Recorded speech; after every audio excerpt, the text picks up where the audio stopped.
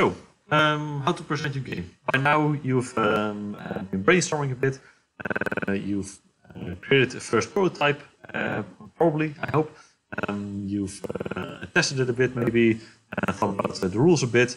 And now the part comes where you have to explain your game to other people and get them excited before they even started playing the game. A little bit of background here.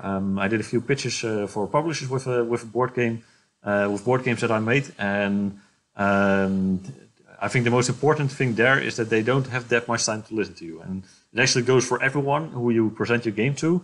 They might look interested, but you really have to catch their attention as fast as possible to get them hooked and to get them to want to play the game. Actually, it goes for publishers, but also goes even more for players, because publishers they can look through some first quirks, but players, they are very critical, so you have to immediately catch them.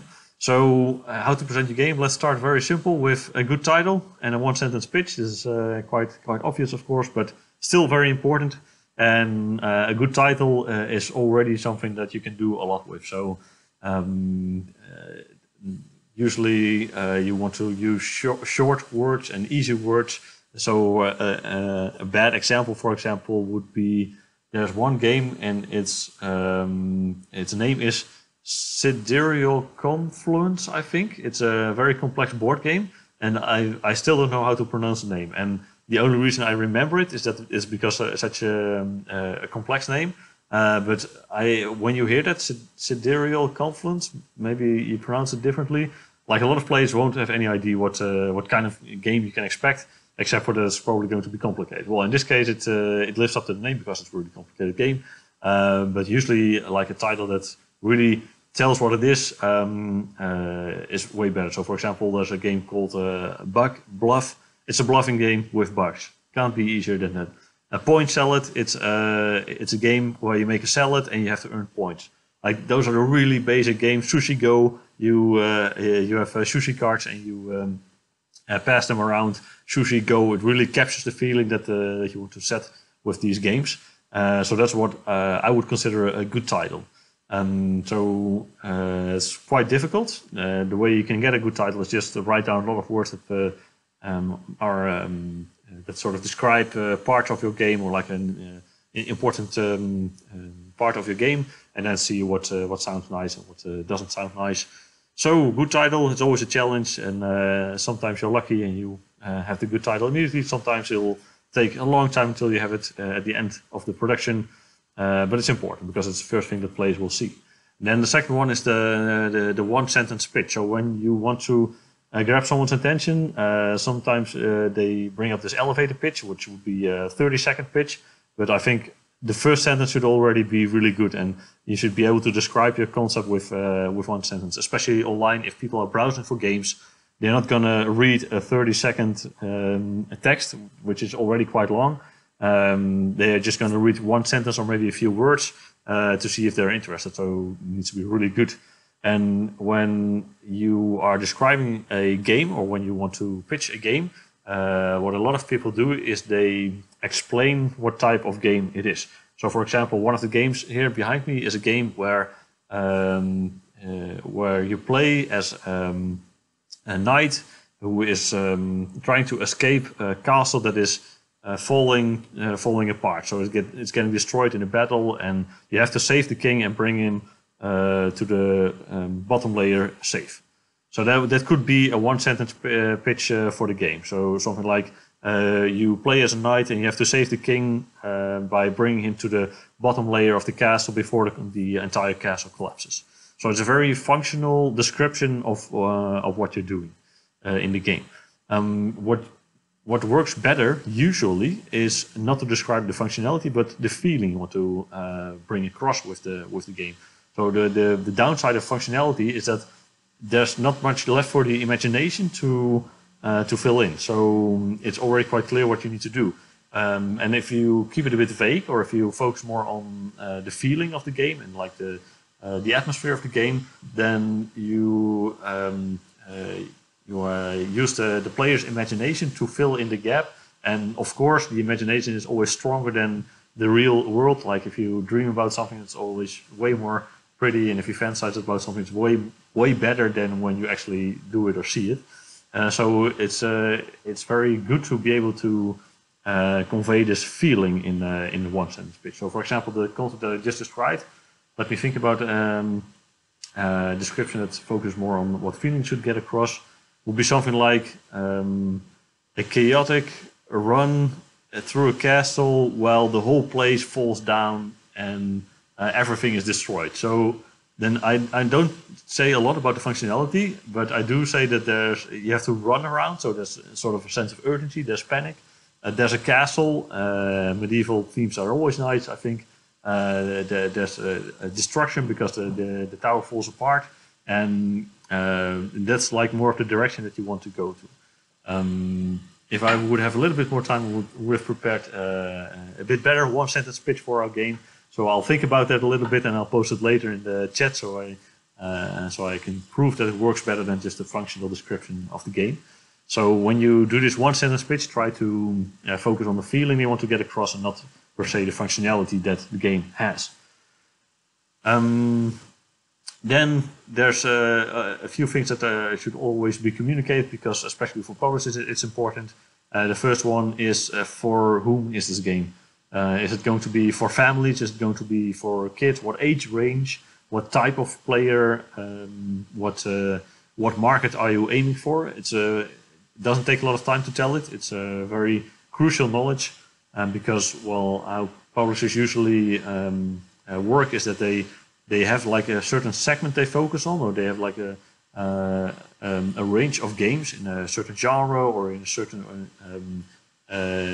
target group. And that's what they're looking for games in that range. So they just have to know that right away before they even consider the game. Because if you're in the wrong, if they make a game for families and you're pitching a game which is for strategy players or strategic players, then it's better to cancel it immediately and not pitch the game at all. So it's always very important to tell for whom is this game. And the second thing is what makes it fun, or like the unique selling points of the game. What distinguishes it from other games? So if you're going to pitch a game that's like every other game, then they won't remember you. They will have an even harder time to sell it to other people, to other players. So you have to be really specific about, okay, what is the factor that makes it fun? And again, you can talk about functionality here, could be, but most of the functionality is already it's already been tried sometimes. So you're looking for a specific combination of game mechanics, or you're looking for like a unique twist in the game, or something that makes it different and which makes it fun. So when we're working on a game about the castle that's collapsing, it consists mainly of moving around the castle itself collapsing, collecting items, and you have to gain the loyalty of the king. So, for example, if you put out a fire in front of the king, then the king will be really pleased with you and you get a loyalty point. That's how you get points. So that's, again, a functional description. And none of that actually is very unique. But when we were playing it, we noticed that the fact that the building falling apart, and for example, it's a 5x5 square of tiles. If you take out the bottom tile, all the tiles above will fall down. And that's something that's really fun. You're getting sort of a Candy Crush vibe from it, because everything's falling and getting destroyed. And it makes the board very dynamic. So that will probably be the element of the game that we will advertise when we present the game, because that's what makes it fun. We see that when players play this, like the tower collapses a bit and everyone's like, oh wow, cool, now we have to find other paths and we need to do other things to win the game. So you have to know what makes your game fun and what makes it unique, and be able to tell it in a way that also connects with your target audience, with the players you're pitching it to or the publisher you're pitching it to. So what makes it fun is very important. And last but especially not least, very important to demonstrate a perfect game route. And with a perfect game route, I don't mean exactly that you get the most points or something, but that it captures all the elements that make your game good. So in what I just described, in the game I just described, it would be very good to have a game round where you see the tower collapsing, and one player rolls and the tower collapses, and everyone has to change their plan and has to find another way to to get to the king or to please the king with good with like putting out fires and stuff like that. So you want to demonstrate it. You want to show that by well, sometimes you can't. You have to fake it. You have to just set the game up that it will happen, and then you demonstrate it like that. And it doesn't really matter, because then players will see, okay, that's what happens when the tower collapses, and that's what will trigger them to actually play the game. And this is kind of tough to do, especially when you have a very complex game, because then you want to have all the dynamics in one turn, in one round, and you have very, very little time. So like playing a game costs maybe half an hour to an hour, so no way you can do that. Playing one round could still take 5 to 10 minutes, especially if you're explaining the game meanwhile. So you want to be really specific in what you want to tell. You're not telling everything, you're just telling the important parts about the game that make it fun. And you demonstrate that in a round, and then you say, well, that's it, that's the game. Want to try it yourself or not? And if they want to try it, then you score and you did a good pitch. So that's in short a few tips to how to present your game. Tomorrow we're going to ask you to present as well.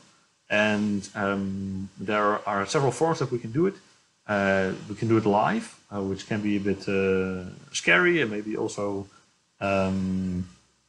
chaotic.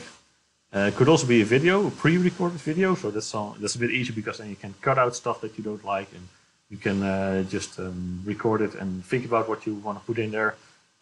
So you can just think about how you want to do that. And if you don't want to present, that is fine, but I think it would be a waste, because by presenting or making this presentation, demonstration of your game, you have something that you can show later, and you can remind yourself later of, okay, this is what we did this weekend. It's like the crown of your work, where you can demonstrate this. And so I would really recommend to prepare this presentation.